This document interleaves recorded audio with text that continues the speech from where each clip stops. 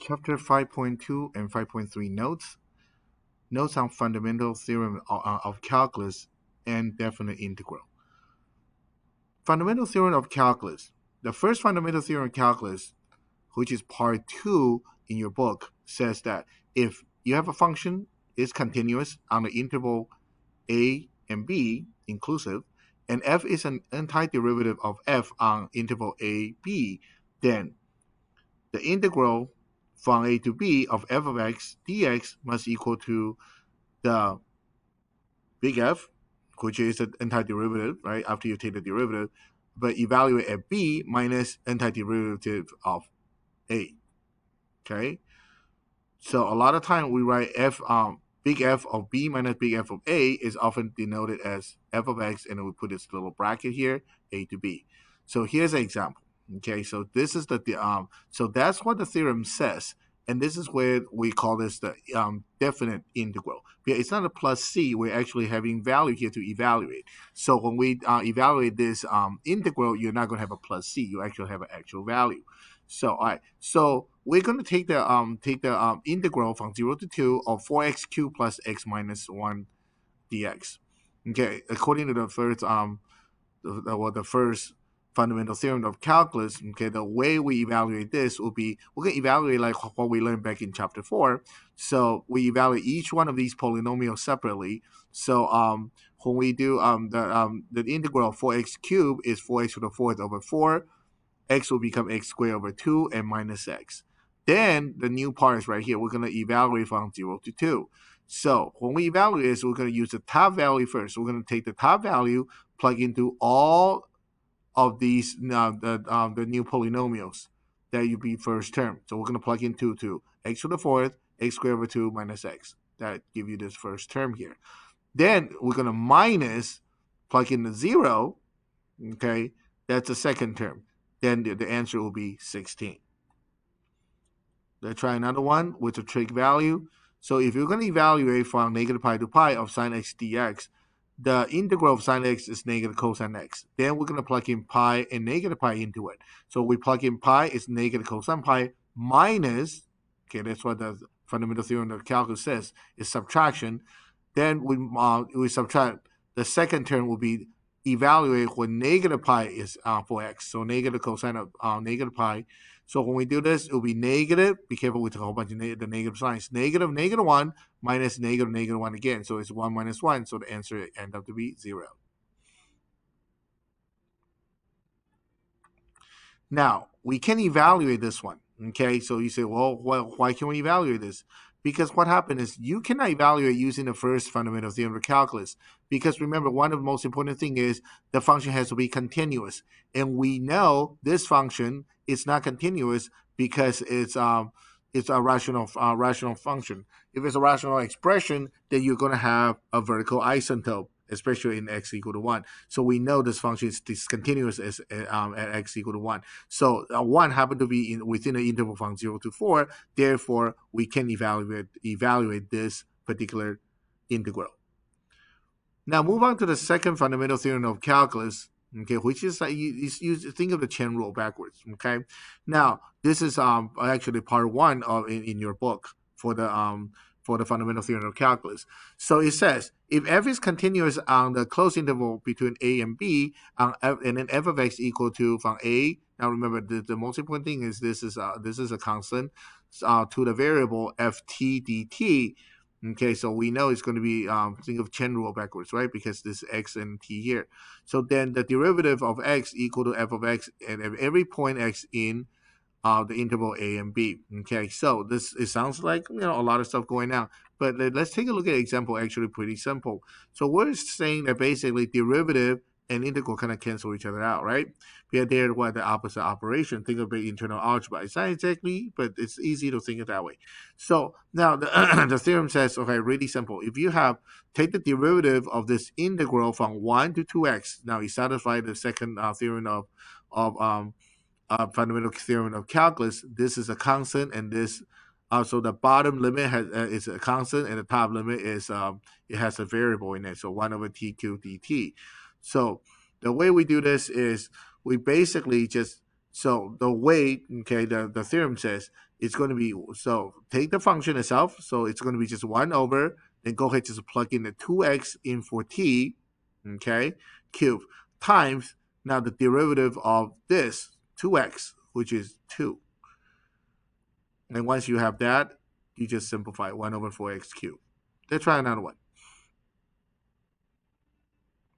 Say you have to take the derivative, you want the derivative of an integral from x squared to 1 sine t dt. Now what does the fundamental theorem calculus says is 1 has to be the lower limit, so this is kind of reversed. So the easy way to fix that would be just simply introduce a negative in front of this.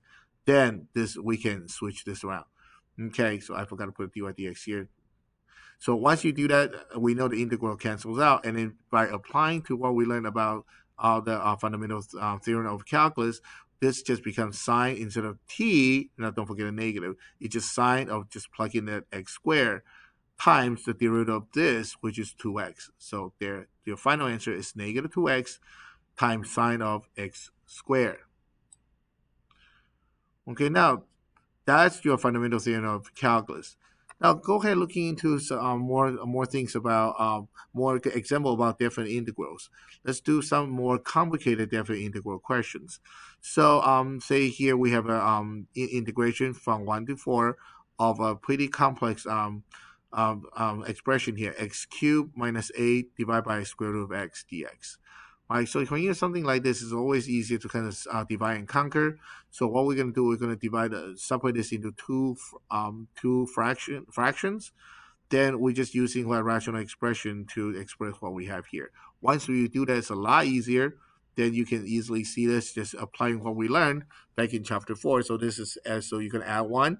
So x to the 7 over 2 divided by 7 over 2 minus a to the x 1/2 divided by 1/2. After you simplify a little bit, we're ready to plug in 4 and 1. So we're going to plug in 4 for the first time, for the first term, minus, because fundamental theorem of calculus told us to do that, minus, okay, and then we plug in a 1 into these, then we get 142 over 7. Okay, now if it's absolute value question, that take a little bit more you thinking. Okay, so so if it's absolute value, we have to think about, okay, absolute value has a plus and minus part to it, right? So first of all, okay, so let's look at this part. So we can say 3x minus 6 equal to 0, then x equal to 2. All right, that's fine. So 2 is going to be our critical point. So 3x minus 6, okay, is equal to 3x minus 6 if x is greater than or equal to 2. When you have a positive answer inside your absolute value. Now, if inside absolute value is going to be negative, then the definition of absolute value will be adding a negative to what's inside. So if x is less than 2. So you have a piecewise function, really. So absolute value of 3x minus 6 can be looked into as these two separate functions. Okay, so basically you have these two functions, right? Now, you want to evaluate from 1 to 4. So the way you're going to look at it is that, okay, so 2 is going to be my critical point. So from 1 to 2 is going to make from 1 to 2 is going to make my absolute value a negative value. So we're going to use the second function here, negative 3x, negative parentheses, 3x minus 6. Now, and from 2 to 4, is going to be what? It's greater than 2, so 3x minus 6 will be second part of that absolute value function. Then once you figure that out, then we just have to do both of these separately. So the first one, here's your, the first one, this first one is the antiderivative of negative 3x, parentheses 3x minus 6. The second expression here is the derivative of, not derivative, the integral of 3x minus 6.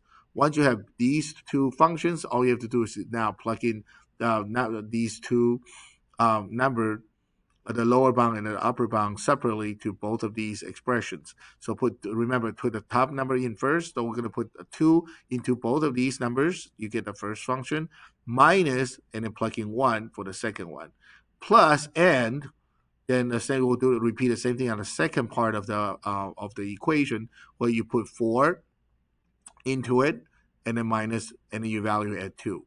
So once we do that, the rest of it is just basically your algebra. Okay, just evaluating, and when you're done, it should be 15 over 2. Okay, Now let's look at this one. What if we have something involved with the e to the t? Okay, so a question like this. Okay, so this particular question is like, all right, so we want to figure out, well, why do we, first of all, if you look at this, why do I divide this equal to x to a 0 and then 0 to x squared?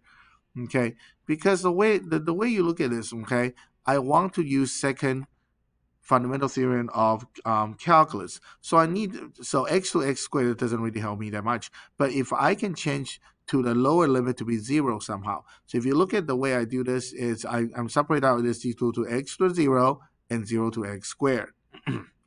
Okay, so well, 0 to x, right? So remember this, we need to be what, 0 should be in the lower bound. That's why this translates to negative here. This second function is right here. So it's 0 to x squared and then 0 to x.